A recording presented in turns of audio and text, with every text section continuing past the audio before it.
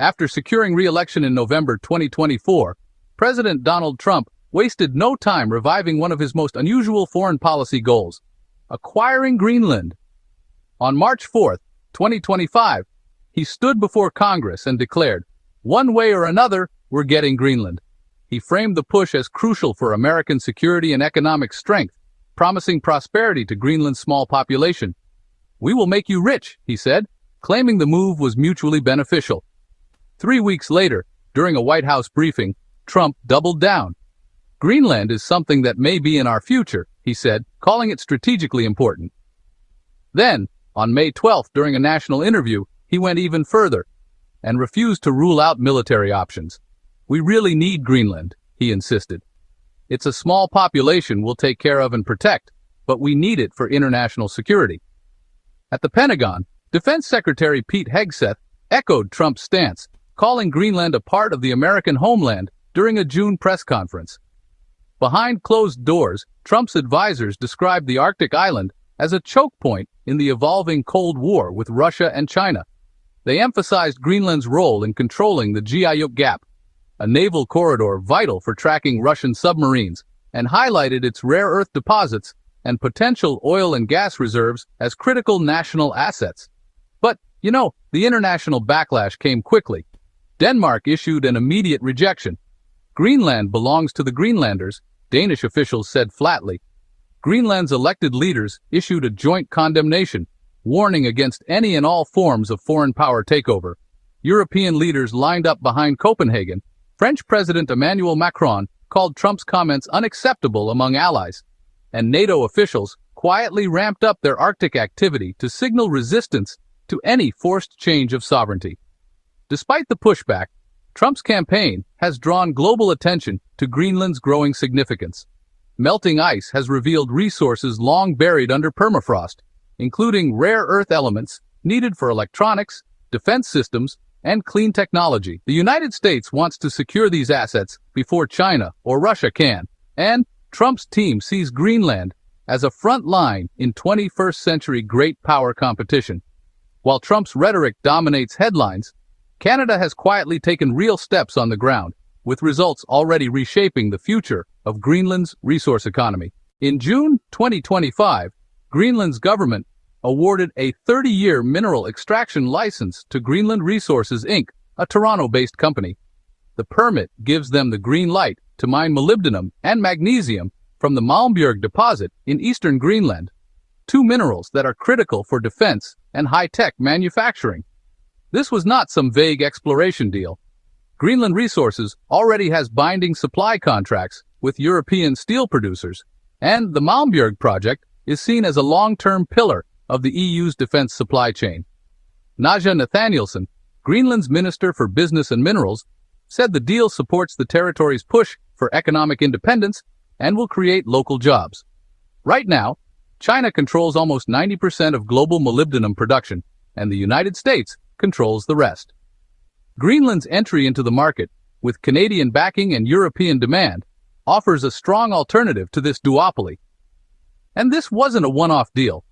Just a week earlier, another Canadian company, Amaroq Minerals Limited, secured around $61 million in fresh funding to expand its gold mining operations at Nalunak, a site in southern Greenland.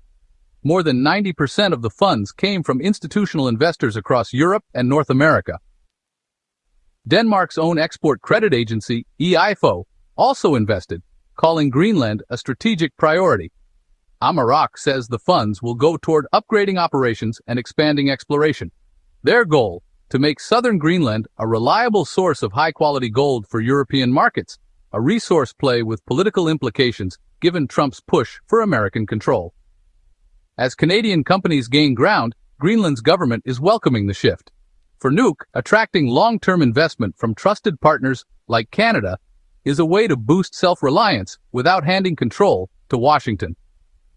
Minister Nathanielsen said the mining sector is key to building a self-sustaining economy, emphasizing that local communities would benefit from job creation and infrastructure upgrades. While the world watches for Trump's next move, Canada is already securing lasting partnerships. And instead of talking about getting Greenland, it's actually working with it. What started as a series of business deals between Greenlandic and Canadian companies has quickly grown into something bigger. A coordinated, quiet pivot away from American influence and toward deeper integration with Europe and Canada. The European Union, long concerned about its reliance on foreign, critical minerals, has now marked Greenland as a strategic priority in its raw materials security strategy for 2025. Brussels sees the Canadian Greenlandic mineral partnerships as a breakthrough. EU internal estimates suggest the Malmberg molybdenum project could supply almost 30% of Europe's defense-related molybdenum needs by 2030. The fact that Greenland's leadership explicitly supports these deals as part of a long-term vision for self-sufficiency has made the EU even more eager to deepen cooperation. Amaroq's fundraising success only reinforced this alignment. The company is listed in Toronto, London, and Reykjavik, and it attracted investment from all NATO economies. Denmark's export agency, EIFO, was unusually blunt in its statement, saying its investment in Amaroq reflects Denmark's strategy to support critical minerals and sustainable growth in Greenland. It's not just corporate PR, it's also a political message to Washington. Denmark is doubling down on support for Greenlandic self-government and forging partnerships with trusted allies, instead of selling assets to the highest bidder. At the same time, European intelligence services have privately warned that Trump's push to militarize the island could destabilize the region. Several NATO officials have voiced concerns that if Greenland becomes an American military outpost, it could undermine the Arctic Council and trigger direct confrontation with Russia. By contrast, Canadian-led mining partnerships are seen as a de-escalation alternative, bringing economic development without sparking a regional arms race. Even within the U.S. defense establishment, there are signs of frustration. The Pentagon may support Greenland's strategic value, but the White House's insistence on framing the island as a potential American territory, rather than a partner, has undermined diplomacy. For now, the United States isn't being outmaneuvered through conflict, but through cooperation. Trump's aggressive stance toward Greenland may have pushed Nuuk even further from Washington and straight into Ottawa's orbit. That wasn't the intended outcome. When Trump declared Greenland part of the homeland, the plan was to intimidate Denmark and speed up a bilateral deal. Instead, it backfired. Greenland's leaders have become more vocal about their right to choose their own partners. They've framed the new mining agreements as a way to assert control over their future. "We are not for sale," said Minister Nathanielson in a June press release, "but we are open for business." That message has really resonated, especially among European partners and the Canadian public. In Ottawa, Prime Minister Mark Carney praised the mining deals as a model for how Arctic cooperation should work, based on respect, mutual benefit, and shared prosperity. That this isn't just about minerals anymore. Greenland, long treated as a geopolitical pawn, is making its own choices, and right now, it's choosing Canada and Europe, not Trump's America. In an ironic twist, Trump's pressure has actually sped up Greenland's push for self-rule. Local leaders are now exploring revenue-sharing models, domestic regulatory control, and expanded foreign relations.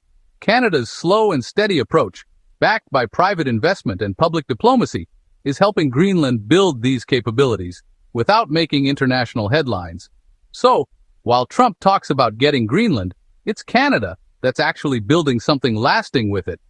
Trump might grab headlines with bold claims about Greenland, but the real story is unfolding quietly as Canada and Europe build lasting partnerships based on respect and shared prosperity. What do you think this means for the future of Arctic geopolitics? Will cooperation win out over confrontation? Share your thoughts in the comments below, and don't forget to like the video and subscribe to the channel for more in-depth analysis.